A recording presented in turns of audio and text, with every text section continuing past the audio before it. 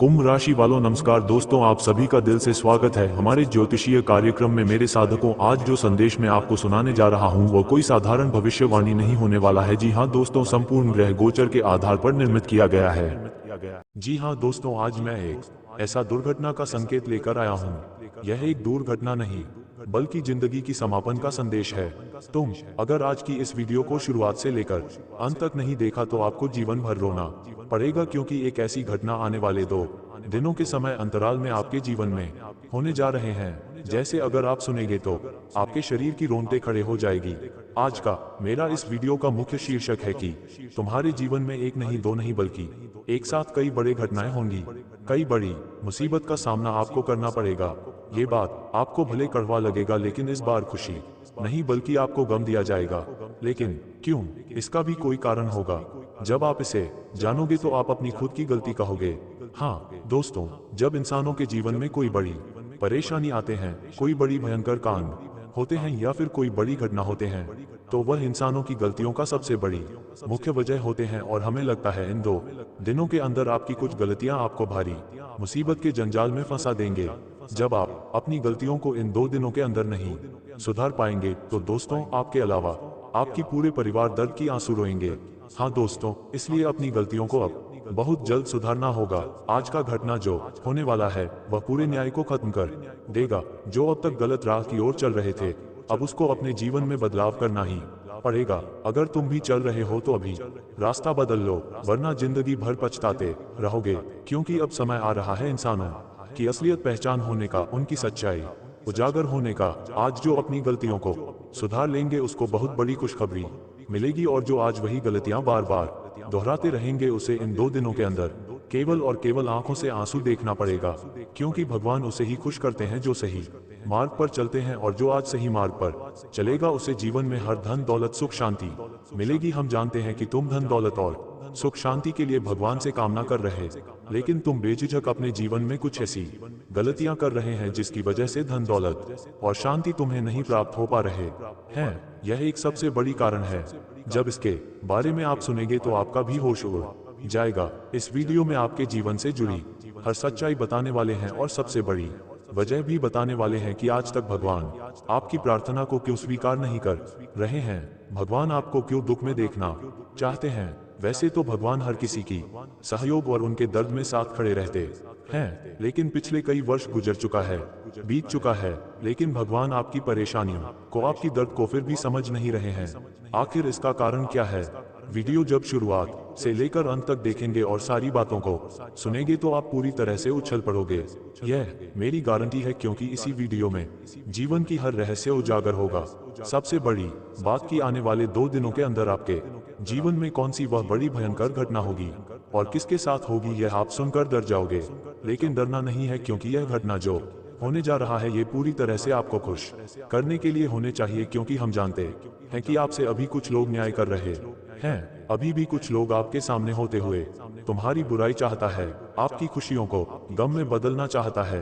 Group काफी ऐसे लोग हैं जो कई सालों से आपका अस्तित्व पर भारी पड़ रहा है। कई सालों से आपकी जीवन की स्थितियों पर इसकी गंभीर प्रभाव है। कई सालों से कुछ ऐसे लोग हैं जो तुम्हें सफल नहीं होने दे रहे हैं, और कई सालों से कई लोग ऐसे हैं जो तुम्हें कई जगह पर गिराया है, कई जगहों पर आपको मुसीबत में गिराया है, और कई बार इसके वजह से आप मरते मरते बचे हैं। हालांकि यह न्याय बहुत गंभीर हुआ है, लेकिन अब यही न्याय, यही बुराई को खत्म करने के लिए भगवान श्री शनिदेव फैसला तय किया है। आने वाले 2 दिनों के अंदर जो फैसला होगा उनमें वह लोगों को बहुत ही चिंतित होना पड़ेगा। उन लोगों को बहुत रोना पड़ेगा जो आज तक एक दूसरे को रुलाकर खुद को खुश हो रहे थे।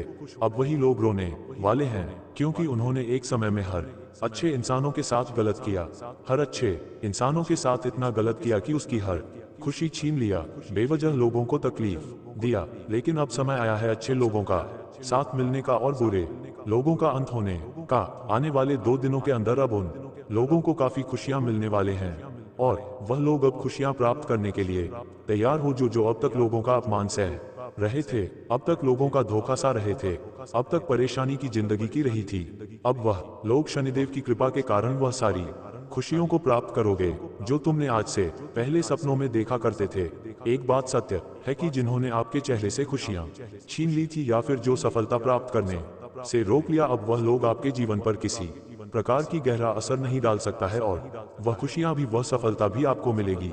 हाँ दोस्तों, कई बार तुम्हें गंभीर रूप से लोगों ने रुलाया है, कई बार लोगों ने आपको कई क्षेत्र में से असफल बनाया है। इसकी वजह से तुम अपनी हक की खुशियां भी नहीं प्राप्त कर पा रहे हो। तुम तो वैसे मेहनत बहुत करते हो, तुम्हारा संघर्ष बहुत दिनों से एक जैसा रहा है, लेकिन यह एक बड़ी समस्या है कि तुम संघर्ष एवं मेहनत का फल नहीं प्राप्त कर पा रहे हो और मजबूरी में रो रहे हो, अपनी दुख किसी के सामने प्रकट नहीं कर पा रहे हो। लेकिन अब भगवान श्री शनिदेव आपकी अच्छाइयों को देखते हुए, आपकी मजबूरी को देखते हुए अब आपके सामने प्रकट होने जा रहे हैं। अब तुम्हें इतनी बड़ी खुशी मिलेगी कि पिछले 7 वर्षों में आपको ये खुशी नहीं मिला होगा। एक बात तो तय है कि जो इंसान एक दूसरे को रुलाता है वह अंत समय तक जरूर होता है, और अब वही समय की शुरुआत हुआ है जहां पर रुलाने वाले लोग रोएंगे और रोने वाले लोग खुश होंगे कि किसी भी कीमत पर अच्छे इंसानों को भगवान नहीं रोने नहीं देते। तुमने हाल ही फिलहाल में लोगों की अपमान सहकर बहुत रोया, जबकि यह आपकी गलतियों की भागीदारी नहीं था, लोगों की वजह से वह तुम्हें मिला। और ये सबसे बड़ी समस्या आपकी लोगों पर अंधविश्वास है। आप लोगों पर अंधा विश्वास करते हैं, इसलिए इन सभी गलतियों से बचकर रहो। जानकारी के लिए बता दें कि आप कई सालों से आप अपने घर में धन दौलत से जुड़ी हुई समस्याओं को देख रहे हैं। कई सालों से घर में धन आने के बजाय घर से खर्च हो रहा है, पैसे आने के बजाय घर से पैसे खर्च हो रहा है, और धीरे धीरे आप कंगाल बनते जा रहे हो। आखिर इसका क्या समस्या है? जब इसके बारे में सुनेंगे तो आपका होश उड़ जाएगा। हाँ दोस्तों, आप बिल्कुल सही सुन रहे हैं। ये जानकारी हम पूरे विस्तार से इस वीडियो की मदद से देंगे, इसलिए आज की इस वीडियो को बिल्कुल शुरुआत से लेकर अंत तक देखें। उससे पहले हम आप सभी से एक छोटी सी रिक्वेस्ट चाहते हैं कि अभी तक हमारे इस वीडियो को लाइक नहीं किए हैं तो कृपया करके हमारे इस वीडियो को एक प्यारा सा लाइक अवश्य ही प्रदान करें, क्योंकि हम इतनी मेहनत करके आप सभी के लिए जानकारी लेकर आते हैं और हर एक जानकारी आप सभी के जीवन से जुड़ी हुई है। फिर भी आप सभी लोग हमारे इस वीडियो को लाइक नहीं करते हैं, तो कृपया करके इस वीडियो को हमारे भावनाओं को समझते हुए एक प्यारा सा लाइक अवश्य ही प्रदान करें, और साथ ही साथ नीचे दिए गए कमेंट बॉक्स में जय शिव शंकर हर हर महादेव अवश्य ही लिख देना, जिससे कि भोलेनाथ जी, भगवान शिव शंभू जी आपसे सदैव प्रसन्न रहे। तो आप सभी लोग जरूर लिखें, और अभी तक हमारे इस YouTube चैनल पर पहली बार आए हुए हैं तो हमारे इस YouTube चैनल को सब्सक्राइब अवश्य ही कर लेना। दोस्तों, हमेशा आपके मन में एक सवाल रहा है और हमेशा आपके साथ इस प्रकार की घटनाएं कई सालों से घट रहे हैं। तुम्हें एहसास हो रहे होंगे कि आखिर जीवन में हर किसी को शांति मिल रहे हैं, पर हमें शांति क्यों नहीं मिलता, और यहाँ तक कि प्रभु आपकी कामना क्यों नहीं स्वीकार करता। लगातार आप पैसों से जुड़ी समस्याओं का सामना कर रहे हैं, और एक सबसे बड़ी समस्या यही है कि माता लक्ष्मी भी आपके घर में आने से रूठ गए हैं। आखिर क्यों रूठे हैं? धन से जुड़ी हुई, पैसों से जुड़ी हुई और सुख शांति से जुड़ी हुई केवल यही एक बड़ी समस्या है कि माता लक्ष्मी आपके घर के मुख्य द्वार तक नहीं आ रहे हैं, आपके घर में कदम नहीं रख रहे हैं, और इसका जिम्मेदार आप खुद हैं। आप खुद ऐसी गलतियां कर रहे हैं जिससे माता लक्ष्मी आपके घर तक कदम नहीं रखते हैं। हिंदू धर्म और शास्त्रों में माता लक्ष्मी को धन, समृद्धि, वैभव और सुख की देवी माना जाता है। वे चंचल स्वभाव वाली हैं, अर्थात वे स्थिर नहीं रहती, बल्कि जहां शुद्धता, सदाचार, मेहनत, सम्मान और सकारात्मक ऊर्जा होती है वहीं वे वास करती हैं। लेकिन हम अनजाने में कई ऐसी गलतियां कर बैठते हैं जिनसे वे रूठ जाती हैं और घर से चली जाती हैं। इन गलतियों के कारण बार बार आर्थिक संकट, काम में रुकावट, परिवार में कलह और असफलता का सामना करना पड़ता है। वास्तु शास्त्र, पुराणों, ज्योतिष और लोक मान्यताओं के अनुसार यह प्रमुख कारण है जो माता लक्ष्मी को अप्रसन्न कर देते हैं। सबसे पहले घर की अशुद्धता और गंदगी माता लक्ष्मी को सबसे ज्यादा नाराज करती है। जहां झाड़ू, बर्तन गंदे पड़े रहते हैं, रसोई में झूठे बर्तन रात भर छोड़ दिए जाते हैं, उत्तर पूर्व कोना अव्यवस्थित रहता है, वहां से लक्ष्मी जी दूर हो जाती हैं। शाम या रात में झाड़ू लगाना, झाड़ू को दरवाजे के पास या पैरों तले रखना, झाड़ू पर पैर रखना जैसी छोटी छोटी बातें भी नकारात्मक ऊर्जा पैदा करती हैं और धन की देवी को अप्रसन्न कर देती हैं। कई बार लोग अनजाने में झाड़ू को अपमान करते हैं, जैसे उसे उल्टा रखना या उसके साथ गलत व्यवहार करना, जो वास्तु दोष पैदा करता है। दूसरा बड़ा कारण आलस्य और सुस्ती है। सुबह देर तक सोना, दिन भर बेकार समय गंवाना, काम में आलस करना, ये सब लक्ष्मी जी को सबसे ज्यादा दूर भगाते हैं। शास्त्रों में कहा गया है कि लक्ष्मी जी मेहनती, जागरूक और सक्रिय लोगों के साथ रहती हैं। जो व्यक्ति सूर्योदय से पहले नहीं उठता वह धन की प्राप्ति से वंचित रह जाता है। इसी तरह दक्षिण दिशा में पैर करके सोना भी एक प्रमुख दोष माना जाता है, क्योंकि इससे नकारात्मक ऊर्जा बढ़ती है और लक्ष्मी जी का वास नहीं होता। घर की महिलाओं और ग्रह लक्ष्मी का अपमान करना भी लक्ष्मी जी को बहुत रूठाता है। माता लक्ष्मी स्वयं को गृहिणी के रूप में देखती हैं, इसलिए माँ, बहन, पत्नी, बेटी या घर की किसी भी महिला से बदतमीजी, अनदेखी या अपमान करना धन हानि का कारण बनता है। कई परिवारों में महिलाओं की बात नहीं सुनी जाती, उनके सम्मान में कमी रहती है, जिससे घर में समृद्धि नहीं टिकती। गुस्सा, झगड़ा और नकारात्मक बोलचाल भी लक्ष्मी जी को दूर भगाती है। घर में बार बार कलह, चीखना, चिल्लाना, गाली गलौज, किसी का भी अपमान, खासकर गरीब, साधु संत या कमजोर व्यक्ति का अपमान, ये सब नकारात्मक ऊर्जा पैदा करते हैं। धन का अपव्यय, बेकार चीजों पर खर्च करना, लोभ में पड़कर गलत तरीके से कमाना, दान पुण्य से दूर रहना भी लक्ष्मी जी को अप्रसन्न करता है।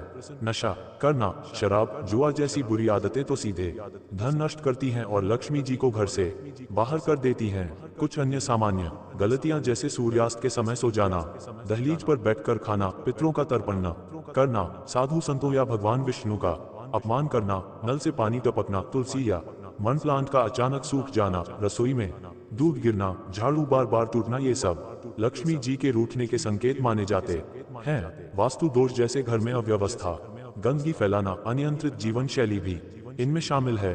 कर्मों का दोष, यानी गलत कर्म करना भी लक्ष्मी जी को दूर करता है। ये सभी कारण मिलकर जीवन में बार बार असफलता, आर्थिक तंगी और परेशानियां लाते हैं। अब दूसरा भाग, ऐसे लोगों की संगति से भी माता लक्ष्मी कृपा नहीं करती और जीवन में बार बार असफलता मिलती है। हिंदू मान्यताओं में संगति का बहुत महत्व है। कहा जाता है कि व्यक्ति अपनी संगति से जाना जाता है। बुरी संगति व्यक्ति के चरित्र, विचार और कर्मों को बिगाड़ देती है, जिससे लक्ष्मी जी दूर हो जाती है। जो लोग हमेशा नकारात्मक बोलते हैं, दूसरों की निंदा करते हैं, ईर्ष्या द्वेष से भरे रहते हैं, उनकी संगति में रहने से मन में नकारात्मकता बढ़ती है और धन समृद्धि का मार्ग रुक जाता है। ऐसे लोग जो झूठ बोलते हैं, धोखा देते हैं, दूसरों का हक मारते हैं, उनकी संगति से व्यक्ति भी ऐसे ही बन जाता है और लक्ष्मी जी उससे रूठ जाती हैं। नशेड़ी, जुआई, व्यभिचारी या हमेशा आलसी लोगों की संगति सबसे खतरनाक होती है। यह लोग न केवल खुद की बर्बादी करते हैं, बल्कि साथ रहने वाले को भी बर्बाद कर देते हैं। आचार्य चाणक्य और अन्य शास्त्रों में कहा गया है कि ऐसे लोगों के साथ रहने से धन कभी स्थिर नहीं रहता, जीवन में असफलता बार बार आती है। जो व्यक्ति हमेशा दूसरों को नीचा दिखाने की कोशिश करता है, गरीबों का मजाक उड़ाता है, साधु संतों का अपमान करता है, उनकी संगति से लक्ष्मी जी दूर हो जाती हैं। बुरी संगति व्यक्ति को लालच, क्रोध और अहंकार की ओर ले जाती है, जो लक्ष्मी जी के विपरीत गुण हैं। अच्छी संगति में मेहनत, सच्चाई, दान, भक्ति और सम्मान की बातें होती हैं, जो लक्ष्मी जी को आकर्षित करती हैं। लेकिन बुरी संगति में नकारात्मकता, आलस्य, व्यसन और कलह की बातें होती हैं, जो धन को भगाती है। कई बार परिवार में ही ऐसे सदस्य होते हैं जो नकारात्मक रहते हैं, झगड़ालू होते हैं, अपव्ययी होते हैं। उनकी वजह से पूरे घर पर लक्ष्मी जी की कृपा नहीं रहती। संगति का प्रभाव इतना गहरा होता है कि व्यक्ति अनजाने में उनके जैसे बन जाता है। अगर आप मेहनती हैं लेकिन हमेशा आलसी लोगों के साथ रहते हैं, तो धीरे धीरे आपकी मेहनत भी कम हो जाती है। अगर आप सच्चे हैं लेकिन धोखेबाजों की संगति में हैं, तो आपका विश्वास टूटता है और कर्म बिगड़ते हैं। इसलिए शास्त्र कहते हैं कि बुरी संगति से दूर रहें, अच्छी संगति चुनें। सत्संग, भक्तों, मेहनती और सदाचारी लोगों के साथ रहने से लक्ष्मी जी प्रसन्न होती हैं। संक्षेप में, माता लक्ष्मी को प्रसन्न रखने के लिए घर साफ रखें, मेहनत करें, महिलाओं का सम्मान करें, क्रोध त्यागें, दान करें और बुरी संगति से दूर रहें। इन गलतियों से बचे तो धन, धान्य, सुख, समृद्धि आपके जीवन में स्थिर रहेंगी। सनातन धर्म में जब हम दुख, संकट या पीड़ा में देवी देवताओं को पुकारते हैं और लगता है कि वे हमारी सुन नहीं रहे, हमारे दुख को समझ नहीं रहे, तो मन में बड़ा व्यथित हो जाता है। ऐसा क्यों होता है? क्या भगवान क्रूर हैं? क्या वे हमें भूल गए हैं? शास्त्रों, भगवत गीता, पुराणों और आचार्यों की शिक्षाओं के अनुसार ऐसा बिल्कुल नहीं है। देवी देवता हमारी हर पुकार सुनते हैं, हर आंसू देखते हैं, लेकिन उनकी कृपा का प्रकट होना कई गहन कारणों पर निर्भर करता है। सबसे प्रमुख कारण कर्म का नियम है, जो ब्रह्मांड का अटल नियम है। हर कर्म का फल अवश्य मिलता है, चाहे वह इस जन्म का हो या पिछले जन्मों का। प्रारब्ध कर्म यानी जो भाग्य में लिखा आया है उसे देवता भी बदल नहीं सकते, क्योंकि यह न्याय का नियम है। भगवान स्वयं भगवत गीता में कहते हैं कि वे कर्म फल के दाता हैं, लेकिन वे कर्म के नियम को तोड़ते नहीं, बल्कि भक्त की भक्ति से उसका प्रभाव कम कर सकते हैं या विलंब कर सकते हैं। अगर पिछले जन्मों में हमने कुछ ऐसे कर्म किए जिनके फल अभी भोगने हैं, तो दुख आना स्वाभाविक है।